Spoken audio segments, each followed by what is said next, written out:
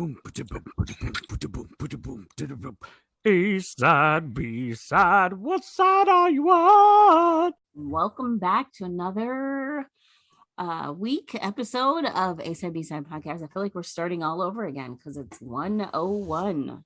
I know we made the countdown or the count up. Either way, the count to 100 was like, oh, it's so cool. It gets there. Now it's like, we start at one again. But hey, 101 is nothing to sneeze at. Nope. I'm very excited about it and I will take it. And so of course the big movie this week, Thor Love and Thunder. Have you seen it? I have not. I am again behind on the movies, especially the Marvel stuff this week. Usually, I mean, for years I'd always been there Thursday night, but I've been trying to be a little bit more outside this summer, and so I haven't been. So I have not yet seen it. I've heard good things though. I've heard some people really liked it, and I've had other friends tell me that it wasn't worth it. So that's encouraging in a way, because then I get to make my own decision. See, everyone that I have spoken to has not liked it. Well, I take that back. One person was like, it's there. I was like, oof. That's yeah. Wow. Yeah. I mean, it's so interesting because the Emmy nominations came out this week, and so many of the Disney Plus series got, nominations for something. A lot of the Marvel stuff was, sound editing and, fight choreography and, costumes and all that. But it just kind of reminded me of how much I really enjoyed some of those series. And it feels like lately I again watched Into the Multiverse last weekend because I was like, maybe I'm just not giving it a chance. But out of the 3 of the 4 last Marvel movies, well, I haven't seen the 4th one, but 2 of the last 3 that I've seen, there just hasn't been a lot of connection to. And even this one, I'm not raring to go see it. Maybe it's kind of the same thing that, when we talked about, we've been building up to episode 100 and now it's here and now we're just keep going. It's like, it felt like all of Marvel was build up towards, Endgame. And now it's kind of just finding its way again. And it's a little weird, but like Eternals, I just can't get into. I mean, Spider-Man was amazing. Somehow that No Way Home, that was so well done. But you wonder, like, was that just because they did a really good job of fan service and giving us all the nostalgia and even like the meme moment, and like they did a really good job giving us all the stuff we wanted, but it doesn't feel, then it feels like maybe they tried to do too much of that in Doctor Strange and Multiverse of Madness with like the alternative, Illuminati group and all that. I don't know. I'm sure I will see it. This is the last week for the restaurant before the 3.5 month or more hiatus. So there's been a lot of shifts and a lot of things to do. And like, I've been eating like a fiend because I'm just trying to eat all of our like daily specials while I can, because I'm not going to be able to for 3 months, and who knows, some of them might not come back. So it's probably not going to be this weekend, but maybe next week. We'll see, be able to check it out. But it's been a long time since there were 2 consecutive Marvel movies where I was not there on opening night. Yeah, I thought about going on Tuesday because it's $5 Tuesdays, and the reviews just were not that great, and I was just like, do I even want to waste my $5? Because it's tough. Like, it's very childlike. Like, it's basically a kids movie, but thrown in a couple of like cuss words. So like they really push the silliness. Extremely silly, which is, I get, because Taika Waititi loves the silly. I mean, look at Ragnarok. It's very silly. We talked about Jojo Rabbit before, but that's what makes his movies. He's got a great sense of humor, so he takes serious things and kind of spins them. But they said this was like extreme. It's too much. Yeah. Well, that's too bad. So you still haven't seen it either? No, I haven't. So we'll have to see. Perhaps by next week we'll both have seen it and we'll have more of a definitive response, because I am going to have, like, all of a sudden, without the restaurant job, I'm going to have all this time in the evenings to figure out what to do. So I'll probably be walking down to the movie theater more than I have been normal lately. But we it's also been like crazy weather around here. Did you see my Instagram story? No. Oh, so I could even send it to you. Last night there was this amazing storm that rolled in, and the wall of clouds literally looked like the clouds when the giant saucer ships show up in Independence Day. Oh wow. It was insane. And so like I've got video. I'm gonna send it to you right now. It blew me away. But we've had some just like really crazy storms. And the best part about this video is because it's the window, you can see that I have my three TVs are reflected in the window, so you can see that I was definitely doing research last night when it all went down. But it's been cool to be outside. 4th of July last week was great being at the lake, and it's amazing to look up and say we're in the middle of July already. We are almost at the Ides of July, and we're going to be, August rolls around, and then suddenly it's the fall. So year's going quick. I think it was a great philosopher, Smash Mouth, that said the years keep coming and they don't stop coming. Yeah. And that's so very true.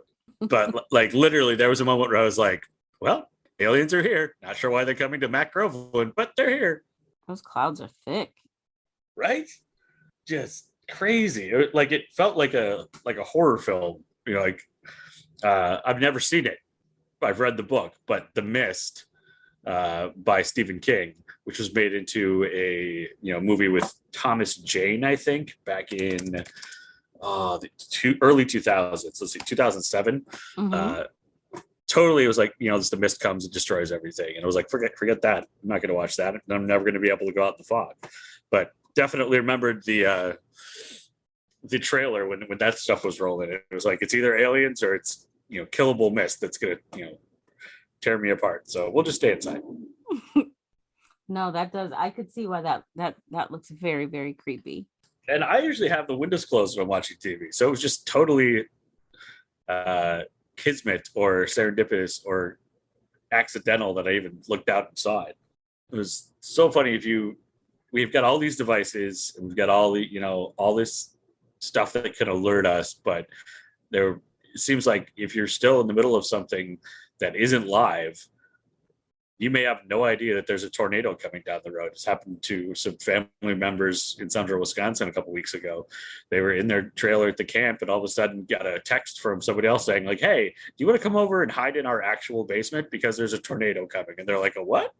Oh wow. I had no idea because they were just, they were hanging out at home and didn't have live TV on. And it's, you'd think something like Alexa or something would broadcast, warnings like that, but they had no idea. So I did start The Boys season 3. Oh, wow. Have you watched any of those? I have not. It's a comic that I had never read, and so I didn't really have any connection to it. And I don't love the, sort of the trope of like, well, if the evil Superman idea. Mm-hmm. And that kind of seems like the whole thing is that, like, for me, I already assume everybody in reality would choose to do the wrong thing if given the chance. I don't want that in my fiction as well. Gotcha. It is quite interesting. It's pretty intense and violent, right? It is. Do I enjoy it? I do. What does that say about me? I don't know. But it's okay. I don't know. We do have a true crime podcast, so. Oh, well, that's true. But I just find the concept of we put such a high standard on these superheroes when ultimately are they just people with superpowers? So I kind of dig that kind of take on it. Yeah, I mean, you look at celebrities and politicians, and more and more, it's proven that they're fallible, and they maybe have one really good skill or be good at a job, but doesn't mean that they're going to be good people. Right. Yeah. So it makes complete sense. I mean, it's also the same problem that I've always had with the Watchmen comic is how, they basically it spends the entire time telling you that like heroes aren't what we want them to be. And I get that, but I see that every day in reality. I just don't need it in fiction. Gotcha. But I love Carl Urban. Carl Urban That dude is great. He has amazing range. Like to play a character like Bones McCoy on Star Trek, and then also have done Judge Dredd, and now whatever the sort of the leader of the good guys or the anti-heroes. Yeah. In The Boys, he's just been all over the place. I mean, he was in Lord of the Rings. I mean, the guy's had a really amazing career.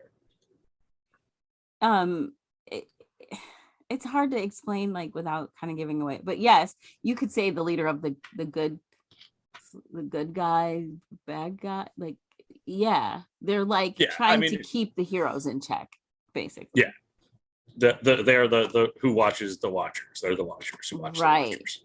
And now we're watching the Watchers watch the Watchers. So triple watching. There's a whole lot of watching going on.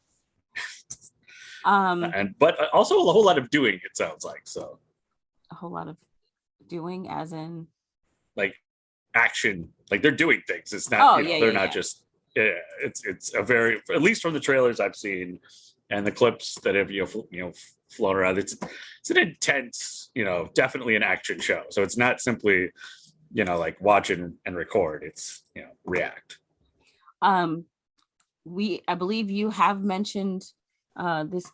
Okay, one of the main characters is Jack Quaid, which is Dennis Quaid and Meg Ryan's son, and I believe you've talked about Meg Ryan before. I'm sure. I mean, we've mentioned Sleepers in Seattle and You've Got Mail at least 3 times over the 100 episodes. So, I mean, it's not like it's an Angelina Jolie podcast, but Meg Ryan's definitely getting up there for mentions. Also, Anthony Starr, who is the character that is like the anti-Superman, does such a good job that you're just like, you son of a, oh, he does a vet, like he deserves a nomination. I don't think he got an Emmy nomination, but he definitely should. And he's sort of like the main foil, at least from what I've seen. Yeah. His character's name is Homelander, so he's like anti-Superman. He's kind of the indestructible. Everybody thinks he's a good guy, saves the world, but secretly he's a piece of garbage. Right. Yeah. Which totally is an interesting story. Were you now? This is the first time we've talked about The Boys, but you've watched since season 1, right? Mm-hmm. Okay, because I wondered if maybe you had jumped on because one of your Supernatural guys. Nope, I have watched since season 1 and have loved it. Because you're into Supernatural, right? No. Well, guess totally made that up. No. Active listening minus 10 for Adam. No, I do know that one of the guys on there is gonna be in this season, but yeah, I'm not a Supernatural person. Yeah, I was thinking, I was for some reason connecting it with Buffy, and now you're a big Buffy fan, and it's on the same network, so I don't know why I thought you would have watched the same. But no, yeah, Jensen Ackles from Supernatural. There's been a lot, like the reviews I've heard is he's kind of playing the anti-Captain America. Ah, okay, I could see that because his character's name is Soldier Boy. Yeah. And I think you saw my tweet that every time they mention Soldier Boy, I want to do the dance. Soldier Boy. Absolutely. Soldier Boy. Yeah. So Jensen Ackles busy because he was on the last season of Big Sky as well. He made an appearance on a couple episodes, and then he's going to be back next season. So Jensen Ackles keeping himself busy. Yeah, there's a lot of people that I didn't realize were in this series. Like Simon Pegg shows up, Elizabeth Shue. Mm-hmm. Haley Joel Osment is still acting. Yes. Like the first Iceman, Sean Ashmore, Jennifer Esposito. Man, it's like they got a deep bench. Yeah. And then there's some new people that I've never heard of, like Erin Moriarty. I don't know who she is, but she's pretty good. Chase Crawford is a big, if you what was the show he's on? People really liked him from what was it, Gossip Girl, I think it is. I mean, Girl, it just feels like someone named Chase Crawford was on Gossip Girl, but I don't know for sure. But it fits. Yeah, so there's a character on Gossip Girl. There's a big cast on here. It's another one of those that I'm gonna have to check out. There's just so many to watch, and evidently I got a little spoiled when we were doing, shutdown for 2 years and no one was going anywhere, and there were no street festivals or concerts or events that you could basically just make streaming your number one hobby. But now if you're like, oh, I want to be like outside and do things and see live music and go to new restaurants, it's like, this is really cutting into my streaming time. Oh man. All right, so like we mentioned, this is week 101, episode 101. Are you ready to jump into it? I am, because it's an odd one, which means that it doesn't really matter if I'm ready because you start. That's true. So this week we are talking about the Black Widow, which I feel like anytime it's a woman, she's always the Black Widow, but whatever. So Marie Petitjean was born in the rural Belgian village of Wasmont, Landon municipality, on June 14th of 1879. Hence why I picked her, because basically it's about time for her birthday. Oh, yeah. Well, or just was June 14th, right? Did I say June? I'm sorry, July. Oh, July 14th. So July 14th. Yes.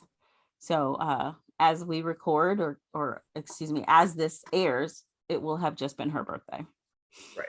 And she would have turned, so she's 79, she would have been turned 43. 1879? Oh, 143. I didn't carry the one. That's my bad. So Marie rarely attended school because she had to help her parents in the field. But the village priest would actually help her, and he taught her how to write, how to read, and he taught her arithmetic, or as they used to say in school, the 3 R's: reading, writing, arithmetic, which it's pretty funny that they used to say the 3 R's because, two of those actually didn't start with an R. But anyway, I'm guessing it wasn't the teacher that put that one together. No, but had you never heard that expression? No, I absolutely had. Yeah. Oh, okay. Yeah, I that was even still a thing. I think that was, when I was younger in grade school, people would mention it, but I'm sure it was never my teacher parents. At the age of 16, Marie leaves her family and she goes to live with an aunt who ran a rope shop on Saint Filon Street in Liège. Yes, I did have to look that up, and it's spelled Liege, but it's pronounced Liège. I'm glad you looked it up, because I would have slaughtered it had it been me. She used to use a drink called piquette to lure her male clientele into hanging around, I guess you could say. And it's a fruit brandy. It's made of juniper berries, and it's similar to like a Dutch Belgian. Oh, interesting. She would use this with her male clientele. I feel like I would definitely get tricked by that. Sounds delicious. In the rope shop. Yeah, so let's just stop there for a second. So this is literally just a shop that sold rope? Supposedly, but she has male clientele that she's getting friendly with, so. Aha. So maybe the rope was used in different ways. Maybe. There was probably not a pulley and bucket system involved. Maybe there was. So when she was 17 years old, on August 15th of 1896, she met her very first lover, a man named Jan, at the Marian feasts in the Outer Meese district. Maybe you would have met her because you've been going out to like festivals and stuff. Yeah. I'm trying to get out there and avoid COVID, but have live music and serial killers. So yeah, and serial killers. Well, I mean, I haven't actively been thinking about it because I have the ultimate privilege as a middle-aged pudgy white man. I don't have never in my brain is there like somebody out there being like, man, it's going to be hard to find one of those middle-aged pudgy white guys to knock off today. Like we're pretty much everywhere. So So Marie and Jan get married, and this is the first of quite a set of marriages. So in 1900, when she's 21 years old, she begins to work for a sewing shop, and she was really good at her job and like excelled at it. Like she was passionate about her job. Must be all that rope experience. Maybe. She was I mean, really, sewing is just a smaller, thinner rope, right? Like a lot smaller. Yeah. Quite a bit smaller. Yeah. Marie Petit-Jean was considered to be very pretty. She was considered to be like lively and full of fun. And she liked to please the men, if you will. There's a book called The First Serial Killer. It's the 3rd edition. And there's an article by Elizabeth Lang who says she offered us something to drink. If we wanted to go further, she said no, and for no money. So this was a quote by one of the men that was in this book. So in 1905 at the Universal Exhibition in Liège, she met the man who would become her next husband, Charles Becker Sr., who happened to be a cabinet maker. And what happened with the first husband? Did I miss that completely? We don't really know. Oh, okay, cool. So it wasn't like she was he was her first victim. It's just kind of he just ain't around anymore. Yeah, he's just not around. I mean, it's the 1800s. Record keeping wasn't all that impressive. Some sources say lover, some say husband. So we don't really. He's just out of the picture at this point. They weren't big into titles and terms and putting a label. Who cares? Maybe it was just one of those, Burning Man marriages or something. Yeah, Vegas wedding chapel. They did meet at an outdoor festival, so maybe it was just we're drunk, we're feeling each other. Oh, now we're married. Anyway, that'll happen. Didn't that happen with Britney Spears once? It did. Kevin Federline. So, okay, so Charles Becker was a cabinet maker, and at the time that they met, Marie Petit-Jean was like making a name for herself and climbing a social ladder, and she was now a saleswoman, or excuse me, she went from a saleswoman to now managing the fittings in a large fashion store street on Pont d'Or Street in Liège. She had her own home, and she was known to frequent the bougie areas or the bourgeoisie areas and give them her fashion advice in these areas because, well, she owned a store or, she managed a store. So, yeah. And fashion in France is not a new thing. It's always kind of been a big deal. Well, Belgium, but yes. Belgium. My bad. Gosh, my active listening is actively not listening. So she marries Charles Becker. And then after a little bit of time, she ends up kind of bored with him. So she starts to cheat on him. She goes on to later explain that it's not given to all women to resist the advances of men. So that's just an interesting way to put it, but I think she's right. Sometime after the First World War, she finally gets her goal of opening a fashion business in Liège on Saint Leonard Street. So she is achieving her successes. She's married and she's taking on lovers. So she's living the life, right? Yeah, this is working out is exactly as she was hoping. Mm-hmm.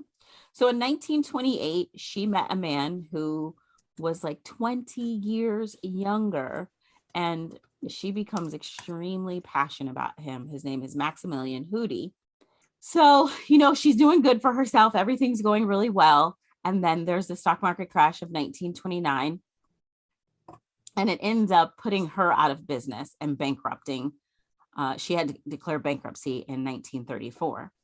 But before that, her husband kind of ran out of luck because in October of 1932, he dies. Oof. So she collects his life insurance and she uses that to open up another shop, but a smaller shop just inside the room of a house. And that also became very successful because she was able to bring in a lot of customers. Got the reputation from before. People know the name. Right. So before her husband passes in 1932, Marie is 55 years old and she starts an affair with another man named Lambert Beyer. He was 7 years her junior. I think she's got a thing for sugar babies, maybe? Evidently. I mean, hey, or she's the sugar mama. Maybe. Yeah. Lambert, not only was he 7 years younger, he was a known womanizer. So they start their affair. Her husband dies shortly after that. But of course, there's got to be more because we wouldn't be talking about it. Right. So after her husband died, her new lover seems to not be able to keep up with her demands. Mm. He That's dies. why she always wanted younger. Yeah. He dies as well. So Marie, yeah. Now we've got a couple of deaths, right? Got a couple of deaths. We got a guy that just nobody talks about. So not really sure if that was a death. Could be. Mm-hmm. Then we got three or four lovers at this point that have been named. Mm-hmm. So along with opening up her brand new dress shop in her room, she was also a constant fixture at nightclubs. She loved to dirty dance with men much younger. Big surprise, as both of her sugar babies have been much younger than her, right? Well, 7 years, not too bad, but 20 years. 20 years is a lot. So she begins bribing men younger than her to be her lovers. In 1933, she needed money to keep up her extravagant sugar mama lifestyle.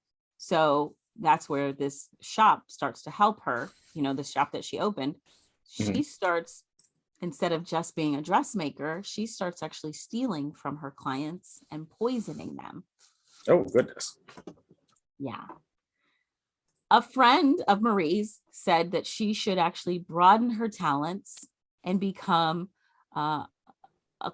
take care of court ladies, which is like ladies in waiting, royal assistants or whatever. So she begins to frequent areas near rich ladies in waiting, and she would borrow money from them and then basically not give it back. She was like stealing from them.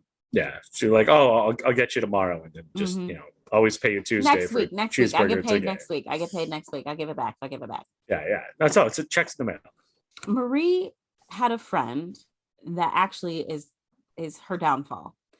It was Mrs. Lamy, her friend Mrs. Lamy. She complained about her husband to Marie, saying, "Man, I wish he was dead. I just don't." Which I mean, it sounds weird when we say it like that, but people complain and make statements all the time that maybe that they don't mean completely, but it's in the moment, Right, exactly.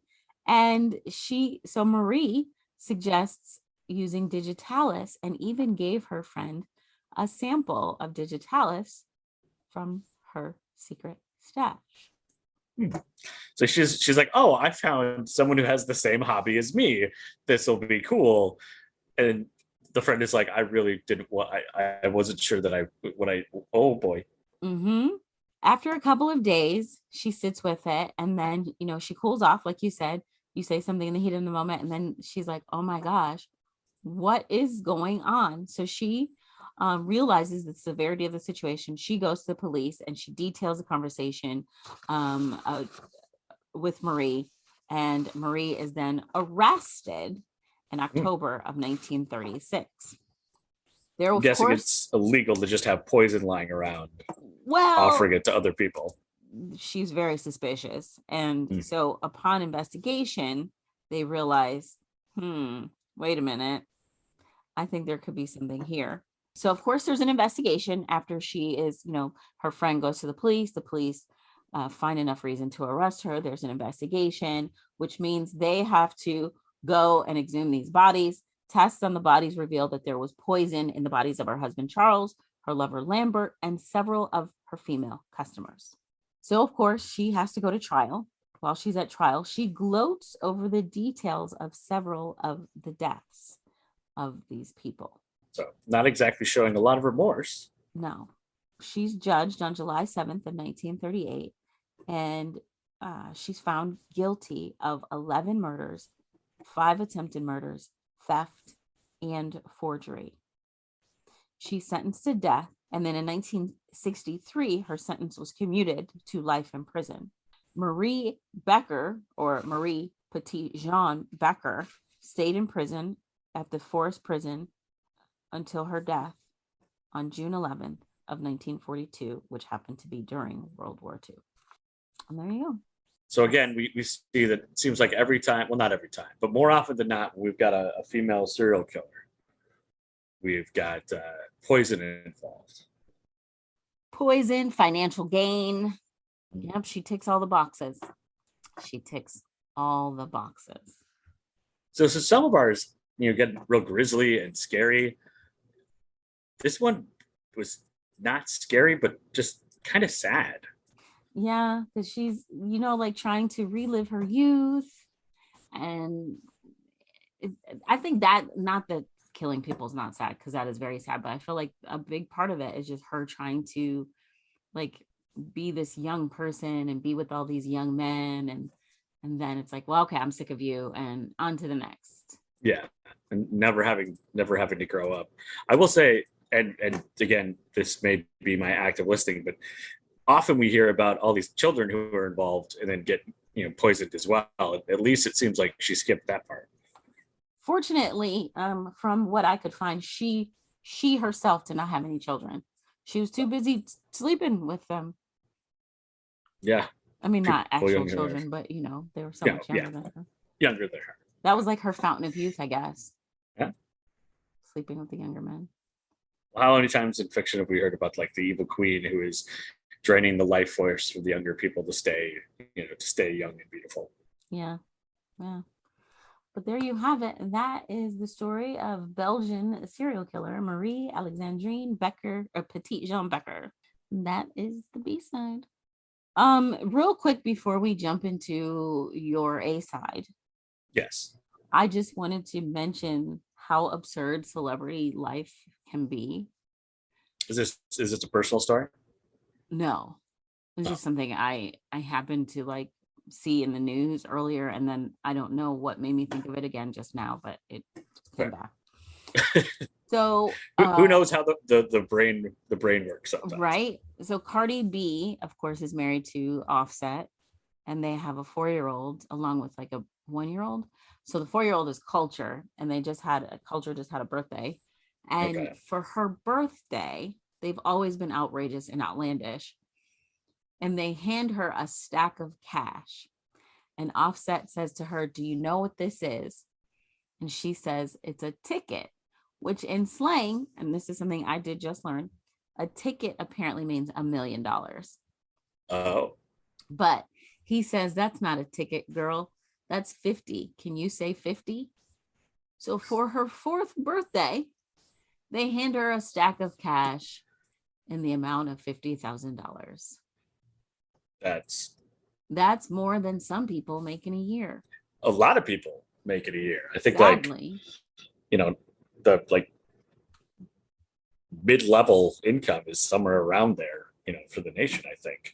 So yeah, the fact you just got that lying around, and if it has that little value to you that you can just hand it to a 4-year-old, not like I hand a 4-year-old like an ice cream cone, I would be like, two hands in the ice cream cone. Right. You have lost grand, touch with reality. Yeah. You've lost all touch with reality. Seriously. Yeah. But anyway. Yeah. I personally don't have that problem of losing touch with $50,000. If anyone has and would like to if you send want that $50,000, I'm down. A stack of cash, I will be very grateful for it. Whatever you want me to call it, a ticket, a stack, a band, I don't know, whatever. I'll call it George. I don't care.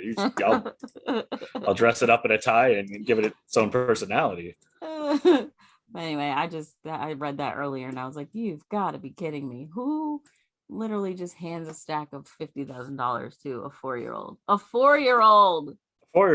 And credit to the kid for even knowing what a ticket is. So,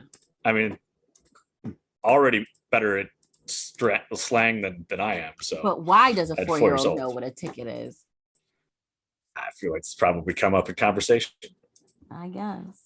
Maybe when you're like a super rich pop star, the whole C is for cow and a cow says moo. Maybe they have a different spinny thing that's just about like There's this. a million is a ticket. A ticket goes, it folds, it doesn't jingle. I don't know. I just gotta think that they've got different toys for the uber rich and famous. Like, Yeah, their money probably, definitely does not jiggle. Yeah, it definitely folds. Definitely folds. Except like when I would assume you can't really even fold a stack, like a $50,000 stack of hundreds. That's true. I mean, that's going to be a substantial amount of paper. That's true. My money don't jiggle or fold. It just lays there. Yeah. I just give it to a 4-year-old. Yeah. All right. You do you. Oh my gosh. All right. Whatever I'm so works sorry. for. I'm sorry for interrupting the A side, but I just, like I said, that just came across my head again, and I just had to talk about how ridiculous that is. Well, yeah, and I mean, it makes complete sense because when you think about the A side, you think about the lifestyles of the rich and famous. 100%. 100%. That's basically what we do. It's an audible version of Cribs.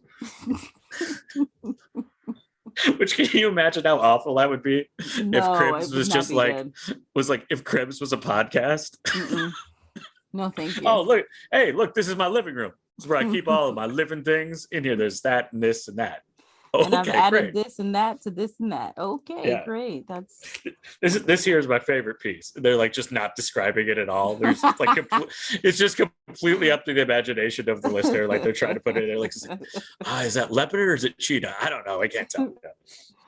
All right, so print. Yeah. So I actually have a severe lack of animal print in my apartment. I don't know if that surprises you. No, it does not. I do have, and I just recently have been trying to do some spring cleaning and cleaning some stuff out of my closet.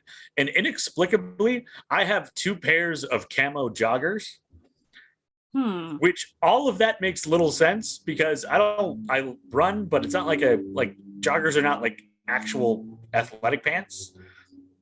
They're like stylish. These are not like meant camo. For like, and they're camo. So what? But it's not even like real camo. It's like fashion camo.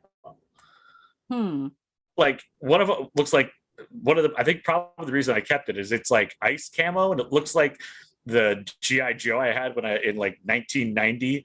That was the ice trooper guy that would run around. His name was something like Sub-Zero or Cold Freeze or Ice Pick or something.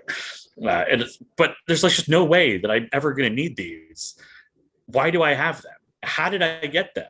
So if we ever do a fashion podcast, I'm not going to lead it. I'll be like the guy in every that you come to fix the fashion for. That could be the podcast. Yeah. Again, another visual medium that we're going to do. What was that show? Only. What not to wear? What not to wear? Yeah, that was a show. Clinton. I mean, Queer Eye for the straight guy. Yeah. Definitely. Those 4 dudes couldn't all fit in my apartment at the same time.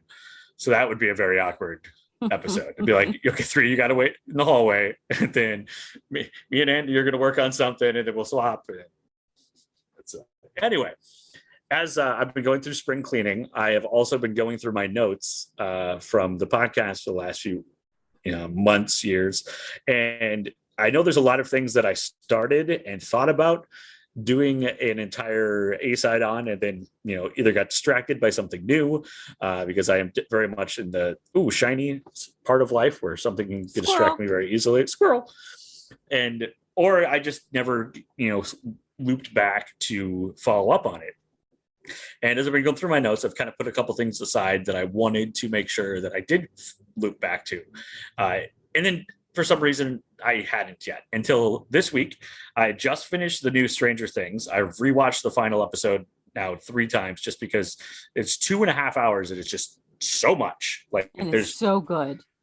And I catch different stuff every time. And that's been really fun. But then as I'm in Netflix, and I find that I go on these streaming binges, like if Disney Plus has got something going on, I'm on Disney Plus already. And this is the brilliance of these streaming services. They're like, oh, come for the new episode.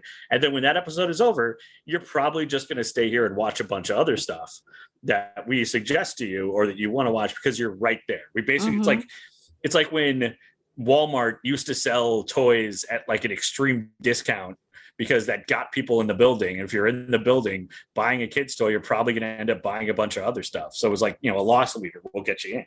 Right. So, Stranger Things has got me back on Netflix, and all of a sudden screen pops up and it's like, continue watching.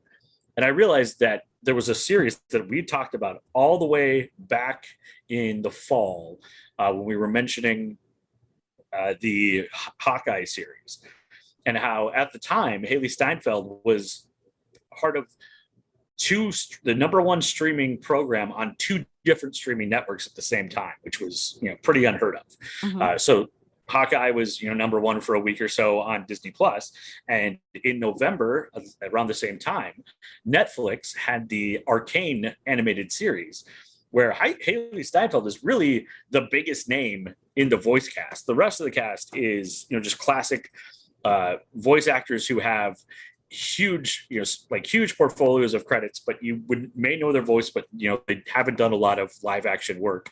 The only other person you might even recognize from the cast is one of the other leads, Kevin Alejandro, who played Dan, the cop on Lucifer, who was the ex-husband of the other cop that Lucifer that had fallen in love with. He was also on Arrow for a little bit. Goes all the way back to Grey's Anatomy, True Blood. So he's just somebody who's had more of a live action career, but he's involved as well. But I had heard great things. I really enjoyed the first couple episodes, but they'd fallen off, gotten distracted by other things. And then this week, the Emmy nominations for 2021-22, and I don't understand how they do. It's got to be 2021, right?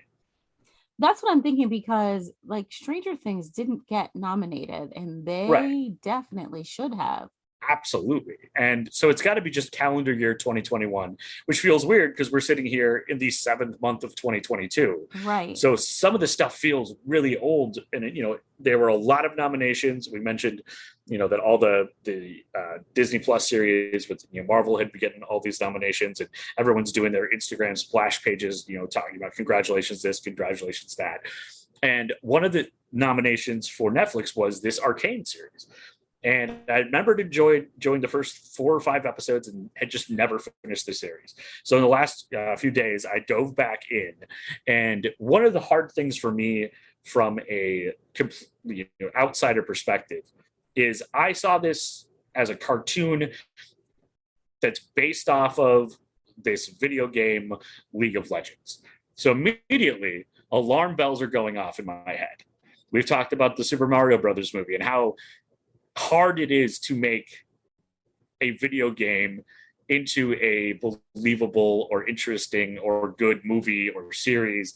Something always seems to go wrong, which is ironic because these video games are making hundreds of millions of dollars and have almost the same production value or more than some of the streaming services at this point. But for some reason, we haven't really been able to really have a critical success and a commercial success at the same time. I mean, the most recent one with Tom Holland and Uncharted has made a ton of money. It's made a ton of money, but it has gotten zero critical acclaim. So Arcane is unique in that standard, that it is a video game based property. It tells the backstory of some of the playable characters of League of Legends. And I have never even played League of Legends. One of the things that threw me off the first watch through was I kept trying to figure out like where they were going with it because I didn't know the game. And I was like trying to figure out what part of this is canon. Once I sat back and just said, hey, this is just a story about these individual characters and it's being done really well. And the visuals are reminiscent in a way of not the same style, but I had the same feeling of this is a new way to do this, and it's really engaging, and it works, and it's only something you can do with animation, just as they did with Spider-Man Into the Spider-Verse, which was an entirely different style of animation that pushed boundaries and was a little bit more comic world, a little bit more disconnected from reality. This one, Arcane, takes place in sort of a steampunk universe, basically tells the story of a class warfare where you've got the upper city and the lower city. And, in the lower city, it's crime and everyone is poor. In the upper city, it's, that's sort of the white everything and golden, and they, they're above everything, and everyone is well trained. He goes to college and university, and they're two entirely different casts of people. Mm-hmm. And about the same time in both of their areas of influence, one is Piltover and the other one is, by the end of the series, it is the nation of Zon, but until earlier on, it's basically just like the place no one goes. It's the drudges, the underside, the undercity. It's not worth anybody's time. Mm-hmm. At the same time, there is a new product, a new invention that changes everything, but two different ones. And in the upper city, it's this harnessing of magic in the hex core to be able to do amazing things with, travel and using this energy to build, this entire, basically it's a spaceport, but it's, airships coming in and creating trade and these gates to get people from point A to point B, and, tools that help mine faster. It's basically this, MacGuffin that has a power that can power anything. It's just really the only question is where do you want to go with it? And for most of the series, which is 9 episodes long, and they're all very engaging. And this is certainly not a kid's cartoon. It is not a kid's cartoon at all. It's violent. There are lots of dark moments. You've got this magical power that's happening in Piltover, the upper city, but the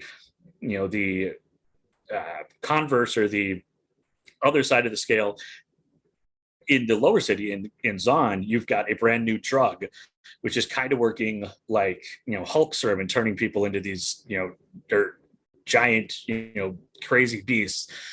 And so you've got the undercity is getting addicted to drugs, but this is how they're controlling and running things with, a crime lord down there who's passing super serum on to all of his workers. And in the upper city, you've got this great economic explosion, and eventually the choice to weaponize the hex core as well. And so you've got these stories kind of happening in lockstep, but showing you two different sides of the same story. And that's why, to me, it was so engrossing. Mm-hmm. And it is also one of the best reviewed by both critics and audience members of 2021. In fact, on Rotten Tomatoes, and we've talked about a lot of things on Rotten Tomatoes where they had horrible scores and just some horrible things that only Adam has found to love Island of Misfit Toys like.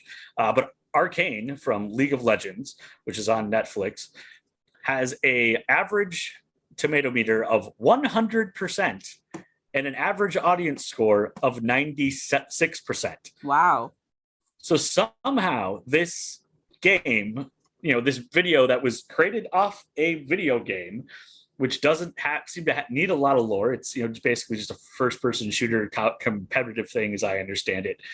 But this cartoon has an amazing reputation, and it really does deserve it, in my opinion. It has a story of, it has a time jump in the middle, so you kind of get some of the backstory, then you brought into more modern day. It's about the two friends who are both mad scientists, basically, and then two sisters who are off the street living in the crime and infestation, and a crime lord who takes over, and it's rough. There are some really, really tough moments. Haley Steinfeld does an incredible job just kind of being the one constant mm-hmm. in the story. I would say that she's clearly the lead, but the most outstanding character and the performer that, in my opinion, voice acting does not get enough opportunity for awards, period. I think there should be probably its own category. Voice acting should have its own Emmy. Mm-hmm. Not that I don't believe that it does. If it does, it never gets a broadcast. But the character of Jinx, who is played by as the older character by Ella Purnell, is incredibly outstanding. And because of the time jump, there's 6 episodes where the character is called Powder, and Mia Sinclair Jenness voices that character, and they both do an incredible job. But the Jinx character, who almost has this Harley Quinn-esque manic, but also being incredibly brilliant and very good at creating things, and actually is one of the ones who harnesses the power of the hex core for a weapon towards the ends of the series. Spoiler alert, my bad. Probably should have mentioned that before I said it. But if you come this far into an A side and you haven't been, something hasn't been spoiled, then you're welcome. It's your really first listening? episode. Were you really listening? Is your active listening actively not listening like Adams was earlier today? But Ella Purnell does an amazing job taking this incredibly tortured and volatile and almost manic character, and it feels when you first meet the character as an adult that it's just going to be a Harley Quinn sort of knockoff, and there's so much more to the character, and it grows with you into the point where by the end I'm sitting there going, this can't be the last episode. I need to know what happens next. And one of the nice parts is they have recently admitted that there will be a season 2. So we'll get to find out a little bit more of the characters, because they leave it at quite a climactic cliffhanger of a moment is what the series ends on. And so it's a lot of fun. I'm glad that I stumbled back upon it. I had meant to talk about this way back in December in an A side, and it got pushed to the back just because of various other things and my shiny nature. But it is the best reviewed show of 2021. It's been nominated for 2 Emmys. It's going to come back for season 2. It is not for kids. I mean, I would say high schoolers maybe, but certainly if you see cartoon or, kids have played League of Legends, maybe, you kind of know what you're getting into. But it is very, very intense. It's got, I think, 9 total episodes, and it's a very quick watch. I had to break it up just because it does get intense a few times, but I would highly recommend checking it out, even if you're somebody who says, oh, I don't do cartoons, because I think there's still a lot of a lot of people that look at cartoons as not on the same level as an live action, but I don't think they could do this as well with live action. And some things are just need to be told in a certain artistic style. Yeah. And I highly recommend checking out Arcane. It's on Netflix. That's the only place you can get it. But it's definitely worth a time, and an A side thumbs up. Not that we're part of the aggregation for the tomato meter, but we'll add our thumbs to that 100%. So how long is each episode? Like 30 minutes? Let me see here. They are 40 minutes basically. Okay. Yeah, 40 minutes, 39 to 42 minutes depending on the episode. So you're looking at, what is that? 40 minutes times 9, 4 times 9, 3, 6 or 7 hours worth of content. So it's definitely, you could binge it in a day. But there's a lot there, and there's something about the way they blend the 3D animation and the 2D animation in that it gives the world a lot of depth to it, and the colors are so well done, and the characterizations that they do a good job of making it really engaging, and making it's the characters aren't completely replaceable. They're not cardboard characters. You feel when something happens, you feel it each time, and that is, I think, a really powerful recommendation for a show. Okay, all right. So there you have it, Arcane. And if it wasn't for Haley Steinfeld, you never would have thought about it. No, I literally had heard about it, and I was like, what? Okay, so this is just going to be, a big commercial for League of Legends. And the thing is, at no point do you feel like I have to go play the game to understand what's next, or I didn't play the game, so I don't know what this is. It is simply an incredible well done story that if you didn't know it was League of Legends, or you didn't know League of Legends was a thing, it doesn't matter. It's completely worth your time. Interesting. Awesome. All right. So is that the A side? That is the A side. Well, like we do each week, we highly, highly encourage you to let us know where you're listening. You can tag us on any of the social medias. We have them all: Facebook, Instagram, what am I forgetting? Facebook, Instagram. We got a YouTube channel. YouTube, yeah. Don't have a TikTok yet because I can't get Adam to do the dances, but maybe. I need more time to workshop. They come so fast. That's amazing. These kids, the new dance comes out and the kids learn it and they're doing it. And I'm still here on like the one 6 months ago trying to figure out my foot goes where. You're still on that Renegade from like 6 months ago. Yeah, literally, I feel like Ricky Bobby. I don't know what to do with my hands. It's bad.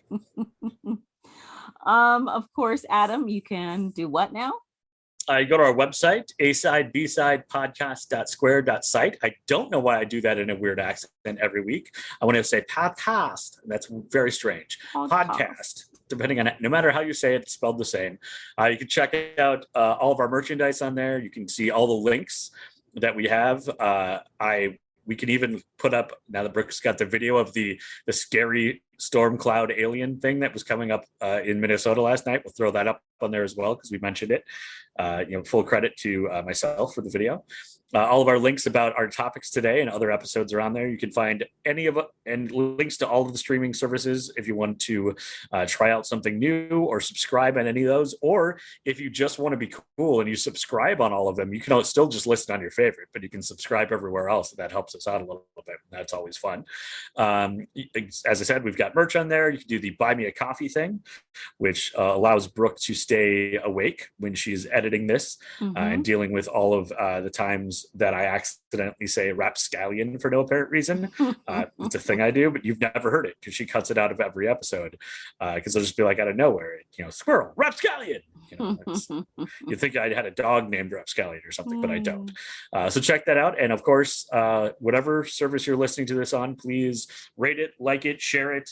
That always helps. It's really cool. We look back at the numbers every couple of weeks when somebody must have shown or shared an episode or something, because we'll have this one episode that will pop up as all new listeners. And it has been 20-30 ago. And suddenly it's got a lot of listeners. So it's really cool to see that stuff. You can listen to every one of the 101 episodes on 7 different platforms. And we absolutely love you for listening. And again, if you ever have a story or a series or something that you want us to talk about, within reason, I'm not doing an entire episode on, Actually, I actually can't think of something I wouldn't do it on. So I was going to say, what would you not do an episode on, really? I was like, if it's interesting, I'll probably do it because we've done everything from like books to music to TV series to streamers to movies to vinyl records. So just about anything. And we're happy to do it. And Brooke has dealt with every type of murderess in the whole history. So there's really nothing we won't cover. So let us know if there's a topic that you'd love to hear. And thank you for listening. Well, that wraps up episode 101. Thanks so much. Thanks, Adam. Thank you, Brooke.